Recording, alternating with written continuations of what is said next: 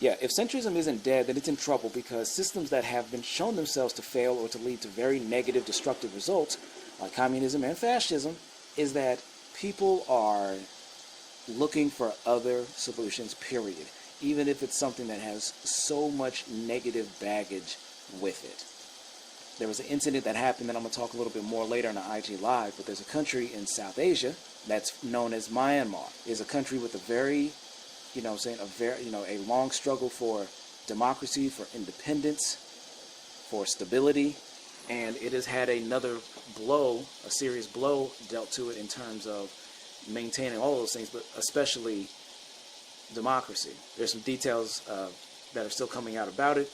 But long story short, what's basically happened is a successful attempt of the failure, which was represented on January 6th in the U.S.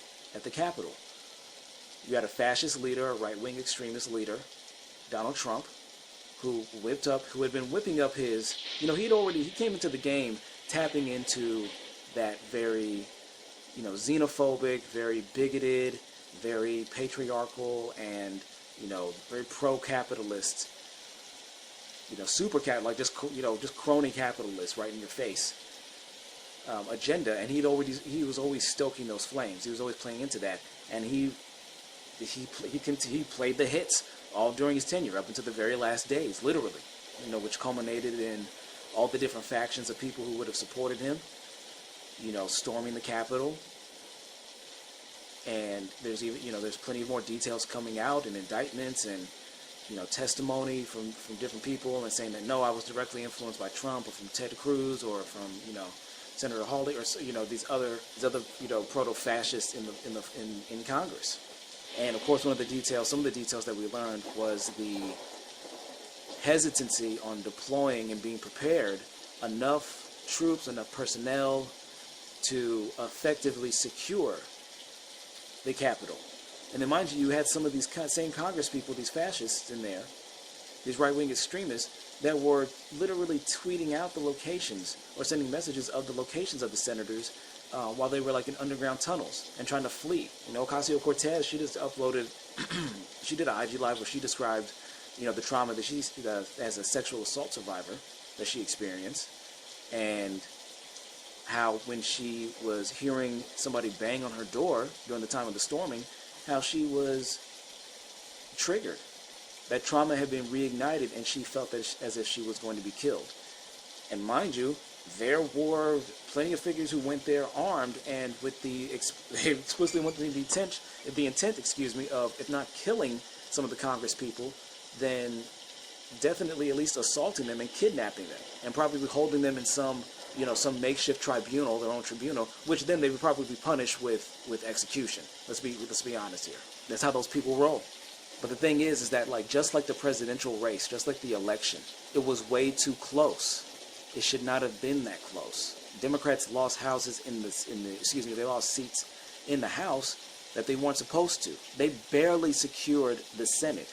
And then of course we had to get those 2 runoff seats in Georgia and pull both of those off. And now you see Joe Biden, twisting their words, saying that if you do this, we're going to give y'all $2,000 checks, and pulling the old switcheroo and saying, we're going to give y'all $1,400 checks, which, should be seen as an addition to the additional $600 that Trump sent, the second round of $600 that Trump sent near the end of his tenure. I don't know how many millions of people still never even got their first payment. I know I've been waiting on my second payment, so I haven't got the second payment of $600 fucking dollars, I've been back to work since August, so I mean, it doesn't really make a difference right now, but typical switcheroo bullshit. But in any case, centrism is in deep, deep, deep trouble. The facade of it being a stabilizing force has been disrupted because it allowed itself to be nearly overrun by a fascist right-wing extremist takeover. And not even the most competent, and not even a competent arrangement, not even the most skillful individuals. Imagine if Trump had the temperament, the cultural sense. Imagine if Trump, basically put it like this, what if Trump had the same composure as Obama, in that he was restrained, he didn't have these, these outlandish, tweet-a-thons that he would go on, that he wasn't outright stifling extremism out in the open amongst his followers. Imagine if he could actually kept his shit together. Can you fucking imagine how much more effective, how much more damage he would have done? Because mind you, even disregarding 2020, throughout his whole tenure, so many other people died than had to. Whether it was migrants that died, saying from various causes, either not getting medical aid, not getting medical attention, not having access to, to medicines and inoculations. Think about the assassinations that he's had of leaders, in other parts of the country, antagonizing shit, even though he's supposedly, supposed to get credit for not, putting us into any extra additional wars, to the fact that he's inspired extremism, far-right extremism, and they're the ones whom, even according to the military, even according to intelligence agencies, even according to, local, different factions of law enforcement, that there is a deep problem of infiltration of white nationalists, white supremacists, and far-right extremists, and anti-government militia-type figures in all of those fields. And that they are overwhelmingly, they pose the greatest threat to democracy and to the general safety of others in every community in the United States.